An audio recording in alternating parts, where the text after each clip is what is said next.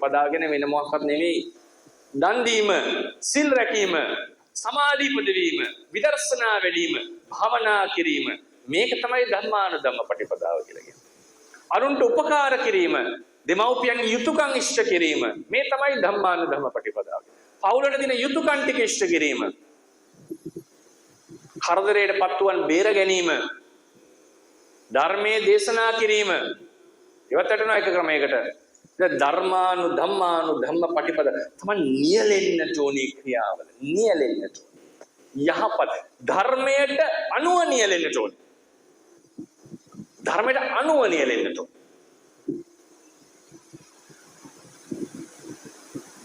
ධර්මයේ හැසිරෙන්න ඕනේ.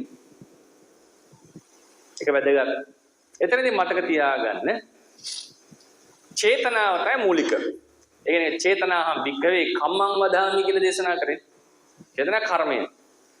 චේතනාව තමයි මූලිකය. චේතනාව තමයි රිෆියුජ් එක අපිට තියෙන පිහිට කළ යුතුයි. ඒක ඉතින් මතක තියාගන්න කිරීම විතරක් නෙවෙයි. නොකිරීමත් චේතනාව. මොකද්ද? චේතනාව යන්නේ ක්‍රියා කිරීමේ ඕනෑකම විතරක් නෙවෙයි ක්‍රියා සාධන බලය. ක්‍රියා සාධන බලය චේතනාව. ඒක වීරියට ගොඩක් කිට්ටු නමුත් ඕනෑකම උනන්දුව චේතනාව බලවත් දෙයක් නෙවෙයි. මේකෙන් තමයි කරන්නේ. මොකද හිතෙන්නේ? දැන් උදාහරණයකට අපි අත උස්සලා මේ පීරිසිය ගත්තොත් මේ පීරිසිය ගැනීම සඳහා චිත්ත වේගයක් ඇති වෙනවා. ඒකට කියනවා ධර්මයේ ප්‍රයෝගය කිය. චිත්ත වේගය, උත්සාහය. වීරිය කියලා කියන්නේ පටන් ගත්ත දේ අවසානයේ දක්වා අරගෙන යන සිත ඔසවා තබන බලය, එනර්ජි එක.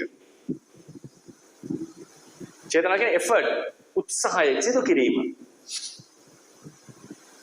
මොකද හිතන්නේ? සමහර දේවල් වලට බලවත් චේතනාව ඕනේ. සමහර සුළු චේතනාවකින් කරන්න. සමහර බලවත් චේතනාව. දැන් උදාහරණයකට අපි වත්පිළිවෙත් කරනවා චේතනාවෙන්. දන් දෙනවා, ගුණධර්ම පූර්ණේ කරනවා, සිල් සමාදන් වෙනවා. සිල් සමාදන් වෙනවා චේතනාව. පාන පාඨ මනිය දින්නා දාන පරුසා වාචා වේරේ සල්වාන මේ උපසම්පදාවටපත් වෙනවා. ඒකට ලොකු වීරියක් කරන්නේ. මොකද හිතන්නේ? කවුරු හරි ඇවිල්ලා බනිනවා. බන්නකොට මටත් පරුස්ස වචනෙන් බනින්න හිතෙනවා. හිත රිදවන පරුස්ස වචන කියන්නේ හිත රිදෙනවා මම හිතනවට. මේ වෙලාවේදී අපි බනින්න හිතනවා ඒක නවත්ත ගන්න එපා. නවත්ත ගන්න එපා. වැඩි චේතනාවක්, වැඩි බලයක් ඕනේ. හිත රිදෙන වචනේ කියන්නද නොකිය ඉන්න.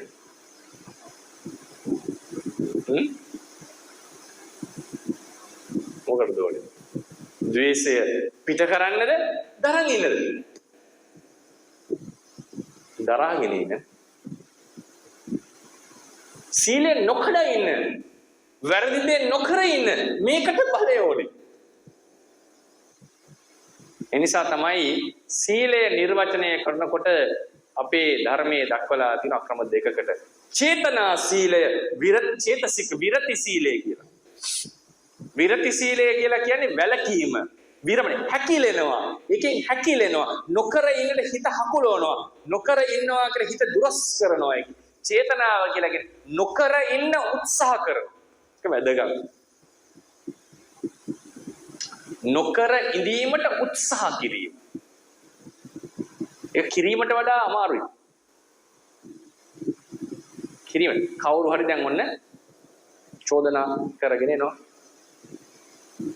තමන් අතින් වෙච්ච වැරද්දක නේද චෝදනා කරනවා.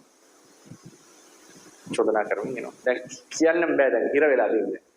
ඒක සම්මප්‍රයෝග මාර්ගයෙන් හිර වෙලා තියෙන්නේ. ඒ වගේ වෙලාවලදී බොරුවක් කියන්න පුළුවන්. ඒක විශ්වාස කරනවාද කියන බොරුවක් කියන්න පුළුවන්. පහසු මොකද්ද? බොරුවක් කියලා වළක්වන එකද? ඇත්ත කියලා තමන් ඒ වරද ගන්න එකද? අමාරු ඇත්ත කියන එකද? බොරුව නොකිය ඉන්න එකද? ඒ ලොකු බලයක් එපැයි. මේ සියලු අපහාසයෙන් මිදින්න එපැයි තමයි. වඩා ලේසි මුසාවාදා වේරමණී කියලා සිල් සමාදන් වෙන එකද? ඒ අවස්ථාවේ නොකර ඉන්න එකද? සමාදන් වෙන්න පුළුවන් ඕන කෙනෙක්ට. ආයි මොකද? සමාදන් කියන්න පුළුවන් බොරු කියන්නේ නැහැ කියලා පුළුවන්. ඒ ප්‍රශ්නකුත් නැහැ. නමුත් ඒ අවස්ථාවේ බොරුව නොකිය ඉන්නවා කියන එක ඒක ලොකු වීරියක් ඕනේ. සමහරක තියාගන්න.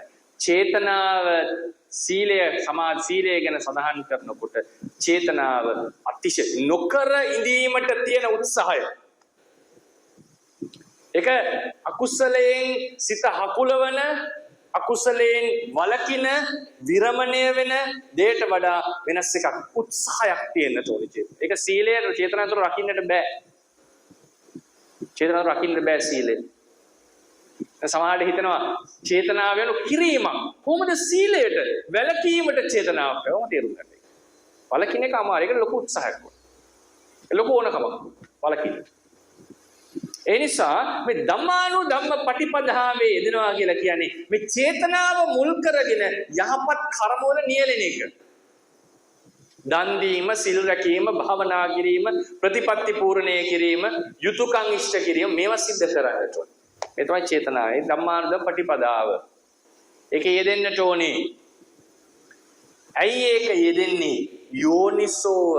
යෝනිසෝ මනසිකාර කරපු නිසා. යෝනිසෝ මනසිකාරය හේතු කරගෙන තමයි මේ දේවල් යෙදෙන්නේ. ඒක තව තැනක කියවෙනවා අපිට සම්මා සංකල්පය. සම්මා සංකල්පෙන් හිතන්නට ඕනේ. මම සිල් ගන්නට ඕනේ, භාවනා කරන්නට ඕනේ, කාමයේ අතහරින්නට ඕනේ, පැවිදි වෙන්නට ඕනේ. මේ කල්පනා, නික්කම්ම සංකල්පනා, අව්‍යාපාද සංකල්පනා, අවිහිංසා සංකල්පනා, තරහ ගන්නෙ නෑ, පලි ගන්නෙ නෑ, මේ හිතන්නට ඕනේ. ඒව හිතනකොට තමයි අපි ඒකට නැඹුරු වන්නේ, මේ මාර්ගයට එන්නේ, ධම්මානුධම්ම පටිපදාවේ නියැලෙන්නේ. එනිසා ධම්මානුධම්ම පටිපදාව මේ හතර තියෙනවා. මේ ධම්මානුධම්ම පටිපදාව පටන් ගන්නකොට චේතනාවෙන් තමයි කරන් යන්නේ. ඒකට අත්‍යවශ්‍යම අංග තව දෙකක් තියෙනවා. මොකක්ද? වීරිය. පටන් ගත්තා නම් කරගෙන යන්නට ඕනේ. අතරමැද නතර කරන්නට බෑ. අතරමැද නතර කරන්නට බෑ. පටන් ගත්තා නම් කරගෙන යන්නට ඕනේ. වීරිය. තුන්වෙනි එක හරියට කරන්නට ඕනේ. ඥානය. ඥානය කරන්නට. ඥානය හරියට කරන්නට ඕනේ. ඒකට ඥානය තියෙන්නට ඕනේ. Taman සිල් රකින්නකොට හරියට රකින්නට ඕනේ. ලෝකෝට සැකහෙම කරන්නට හරියට නියමාකාරයෙන් සිල් රකින්නට ඕනේ. පිරිසුදු ලෙස රකින්නට ඕනේ. දන් දෙනකොට හරියට දානෙ දෙන්නට ඕනේ. භාවනා කරනකොට නිවැරදි ලෙස මනසිකාර කරන්න භාවනා කරන්නට ඕනේ. විදර්ශනා කරන්නට ඕනේ. සමතේ වඩන්නට ඕනේ. හරියට පටිභාග නිමිත්ත, පරිකර්ම නිමිත්ත මෙනෙහි කරන්නට ඕනේ. නිවැරදි ක්‍රමයට. එතකොට තමයි ප්‍රතිඵල දෙන්නේ. එතන ධම්මානුධම්ම පටිපදාවෙහි චේතනාවට අමතරව මහා බලකණු දෙන්නෙක් ඉන්නවා. වීරිය සහ ඥානය. වීරිය සහ ඥානය මේ ටික කෙරෙනවා නම් අනිවාර්යෙන් දවසක සෝවාන් මාර්ගයට පත් වෙනවා. ඇයි? සත්‍ය අවබෝධ කරපු කල්යාණ මිත්‍රයෙක් ඒ සත්‍ය මහා කරුණාවෙන් ලෝකයට දේශනා කරනවා. ඒ දේශනාව අපි ඉගෙන ගන්නවා. ඒ දේශනාව හිතේ දරා ගන්නවා. ඒ දේශනාවේ තියෙන ක්‍රමයට හිතනවා, මානසිකාර කරනවා, තීරණ ගන්නවා. ඊළඟට ඒක කියවෙන්නේ හොඳ දේවල් කරන්න කියලා නේ ධර්මයේ තියෙන. නරක දේවල් වලින් බලකේ පුළුවන් තරම් බලකින්න කියලා කියනවා. හොඳ දෙපැත්තෙන් පිහියෙන් කකියතෙන් කපනකොට පවා ඉවසන්නේ කියලා තියෙන. කේන්ති ගන්න එපා. ඉතින් මොන කතාවද?